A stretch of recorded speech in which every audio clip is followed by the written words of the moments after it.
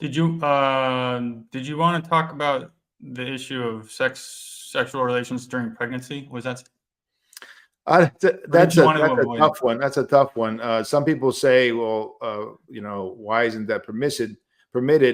Generally, the rule is that, I mean, it's not permitted. It's not seen as blessed. It's just the same reason why you don't separate purpose and pleasure in other ways in life, right?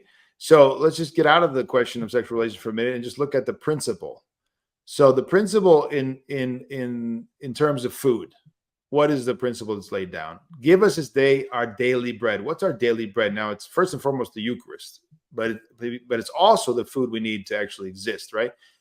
But we don't pray for a king's table. Mm-hmm. We don't pray for our table to be filled with delights and delicacies and sweets.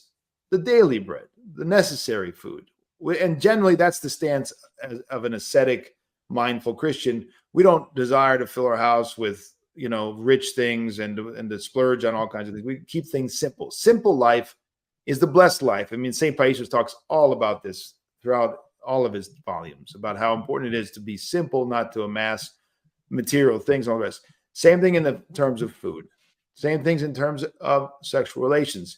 That purpose and pleasure go together, and they're modest, and we don't seek pleasure for its own sake. If that were the case, if pleasure for its own sake were blessed, I mean, just to indulge ourselves for pleasure without it being purposeful, then we would be blessed to indulge ourselves in the entire ice cream, what do you call it, container, right? Just sit down and just chug it because, hey, it's pleasurable and I like it, and why not? And why can't I drink 16 beers? Because it's pleasurable, right? But we don't do that, do we? We say, well, what's not needful? What's within the boundaries? What's not excessive? You don't drink 6 beers because you don't get drunk, and getting drunk is excessive and it's beyond the bounds, and it's not modest, and it's not you're a slave to the et cetera, et cetera. There's a lot of spiritual reasons we could give why we ascetically live like this. And the same thing in terms of sexual relations. What's purposeful when the woman is pregnant? What's purposeful about that? Where is it leading? Now, somebody say, well, it's leading to closer sexual marital relations. Well, but God has arranged things so that everything is in its time and place.